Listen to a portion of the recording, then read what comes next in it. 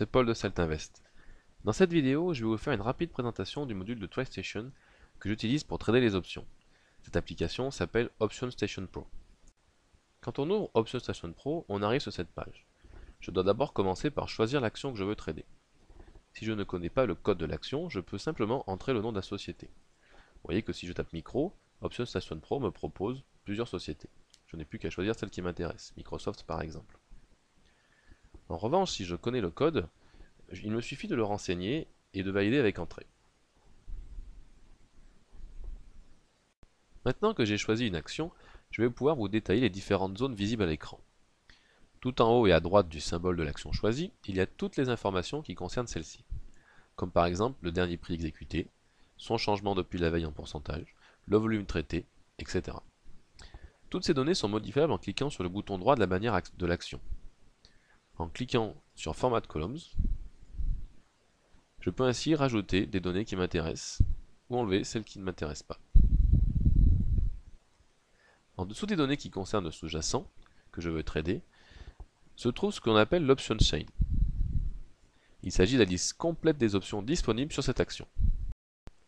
Ici se trouvent les échéances des options. Il y a la date sous la forme mois, jour, année. Entre parenthèses, la quotité. Amer signifie que c'est une option de type américaine. Et ensuite, on voit s'il s'agit d'une option hebdomadaire, mensuelle ou trimestrielle. Et enfin, le nombre de jours restants avant l'échéance. En cliquant sur le plus, j'accède à toutes les options de l'échéance correspondante. À gauche, les calls, à droite, les puts. La partie grisée me permet de savoir instantanément quelles sont les options dans la monnaie. Il y a également d'autres données comme le delta, le θ, et encore une fois, en cliquant avec le bouton droit, Format Columns, je peux rajouter des données et en enlever, pour ainsi garder que celles qui m'intéressent réellement. Je peux choisir entre les options seules ou alors entre différentes stratégies d'options. Je sélectionne les options que je veux trader en cliquant simplement sur le bid ou le ask. Si je veux acheter une option, je clique sur le ask. Si je veux vendre une option, je clique sur le bid.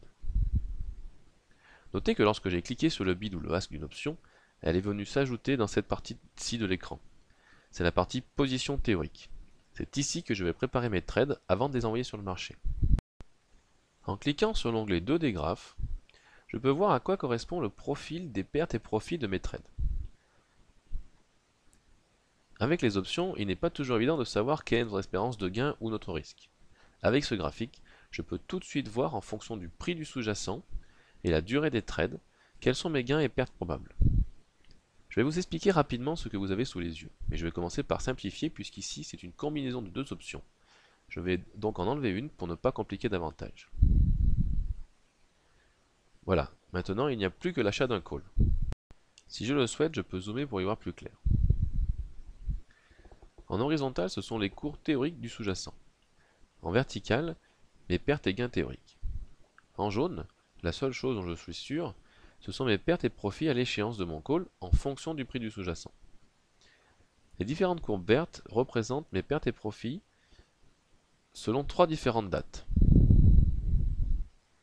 Je peux ainsi voir l'impact de l'évolution du cours du sous-jacent et l'impact du temps sur les pertes et profits de mon trade. Je peux avoir également une idée de l'impact de la volatilité en accédant aux settings. En faisant des hypothèses sur la hausse ou la baisse de la volatilité, je vais voir ce que cela implique dans mon option. Dans cet exemple, si je monte la volatilité, même si le sous-jacent reste à 182, mon gain augmente.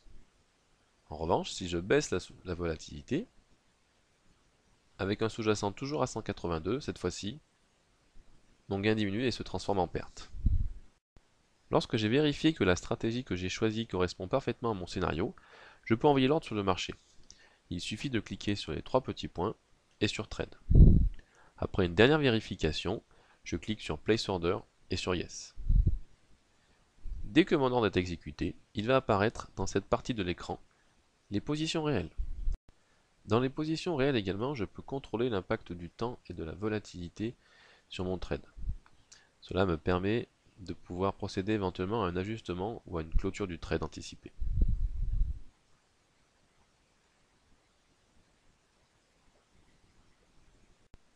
Pour tous ceux qui le souhaitent, il y a aussi une vision 3D du trade. On retrouve toutes les différentes données du graphe 2D, mais cette fois-ci en 3 dimensions. Les pertes et profits en fonction du sous-jacent, ainsi que les différentes dates. En vert, votre trade est gagnant, en rouge, il est perdant.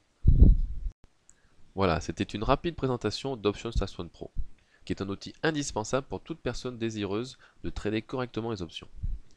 Si je suis allé un peu trop vite, ce n'est pas grave, car TradeStation permet désormais à tous ces nouveaux clients francophones de suivre une formation gratuite d'1 heure pour apprendre à utiliser leur plateforme.